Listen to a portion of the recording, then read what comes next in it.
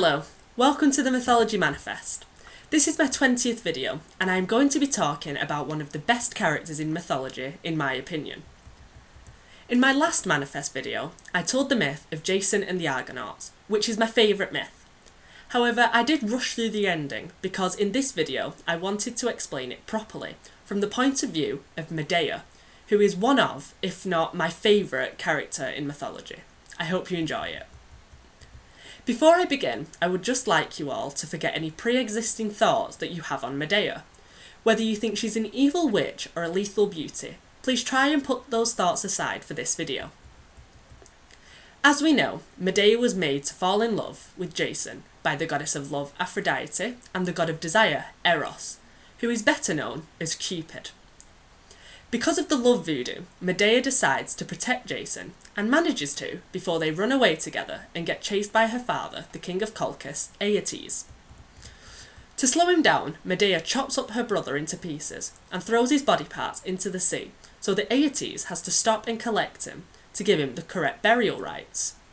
Now don't get me wrong, this is evil, I know it is, but what you need to bear in mind is that Medea was raised in Colchis, a land of murderers, criminals, necromancers and witches who practiced only the blackest of magic that scared the gods. She was also raised by the most evil of Helios' children, who was a cruel necromancer himself, so I think her upbringing would have confused the realms of wrong and right for her.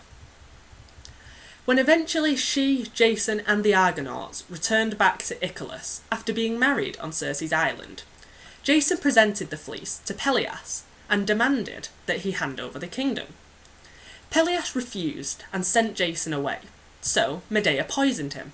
Again, an incredibly evil thing to do, but if you think about it, there is still the factor of Medea's upbringing, plus the fact that Peleus had already killed his 49 adoptive siblings in the Temple of Hera, then tried to get Jason killed on a quest, and then refused to hold up his end of the deal. So she really did the island of Icolus a favour. With Peleus dead, Jason was able to become the king of Icolus, where he ruled for a few years. He even had children with Medea, who were called Alcamenes, Thessalus and Tysander. Some scholars argue that they had other children, who were called Mermeros, Pheris, Medus, Argus and Areopus. But in most myths they just had the three, and were married for 10 years. During this time, everybody hated Medea. She received death threats and people were horrible to her wherever she went.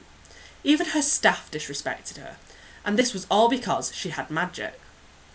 They were glad Peleus was dead, but their hatred turned to Medea just because of her parentage and the land that she came from. Obviously, this would have stirred some anger in Medea, but she did not act on it. Instead, she allowed the people of Icolus to run her and Jason out of the city to a new city called Corinth. The fact that Medea just allowed this to happen makes me think that maybe she was not evil and only did some of the heinous things that she did in order to protect herself or her loved ones, not because she enjoyed it. Jason became incredibly bitter when in Corinth and blamed Medea for his misfortune. This hurt Medea, but she was still under Aphrodite and Eros' love spell, and so loved him more than his words hurt her. She tried her best in Corinth to be a good wife to Jason and a good mother to her children, and to put her past and family lineage behind her.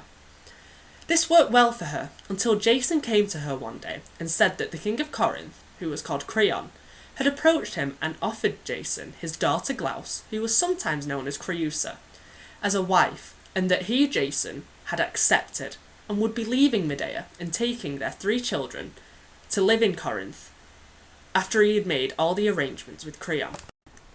Medea acted like she was okay with this, and allowed Jason to go back to the palace of Corinth and inform Creon and Glaus that he was okay to marry. Of course, Medea was not actually okay with this, and in that moment, either the love spell shattered or it increased to an obsessive level.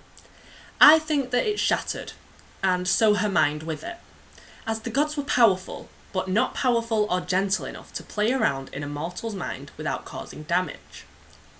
In a frenzy, Medea found her wedding dress and coated it in magical poisons. She then sent it to the Corinthian palace, saying it was a gift to Glaus. Glauce tried on the dress, and immediately her skin blistered and bubbled as the poison sank deep into her skin and killed her as it boiled her from the outside in. Jason recognised the dress that had killed his wife-to-be and ran back to his and Medea's home. He saw her then hovering above their house in a flying chariot pulled by dragons, which had been a gift from her grandfather, the Sun Titan Helios. In the chariot, with her, were the bodies of her 3 children, who she had killed. In Euripides' play, titled Medea, Jason asks her why she would do that, to which her response was, "Because I loathe you more than I loved them." This line is why I think Aphrodite's magic was broken. It triggered all of Medea's upbringing and brought out the worst side in her, and she was blinded by rage and was not in control of what she did. In my opinion, there are 3 villains in this tale. Aeetes is the first because of how he raised Medea to be corrupt and evil, which she tried not to be once away from Colchis and Icarus. The second would actually be Aphrodite or Eros, as they did not think what messing around in Medea's mind would do to her, and also didn't take into account how Jason felt towards Medea, and what would happen if he didn't love her in the same obsessive way that she did him. But in this part of the story, I would argue that the main villain was in fact Jason himself. This is because Medea had done everything she could to help him. She had left her family and her home, she had won him the fleece and the kingdom of Icarus, and she had given him 3 children, and yet he tried to cast her to the side so that he could one day become king of Corinth. So I think it's understandable why she lost her temper. However, that does not excuse her from murder, but I blame that on the gods unhinging her mind when their magic failed.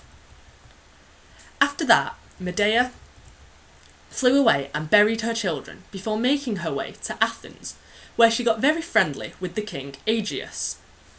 She was on her way to becoming queen of Athens to wage war on Corinth when Aegeus' son, Theseus, turned up. He was hindering her plan, and so she attempted to poison him, but Aegeus and Theseus caught her, and the king of Athens banished Medea. She was not the only member of the Helios family that Theseus had to deal with in his story, but I'll be discussing that in another video. As for Medea, she returned home to Colchis to find that her father had been overthrown and killed by her uncle Perses. So, she killed Perses and took the throne of Colchis for herself, where she ruled until she died. If Medea had a theme song, it would definitely be Sweet But Psycho. Let me know what you think of her in the comments or on Twitter, which I have left a link to in the description below. Do you think that her malevolence has relevance? I hope you enjoyed this video. If you did, please like, comment or subscribe. Let's all keep classics alive. I'll see you next time on the Mythology Manifest.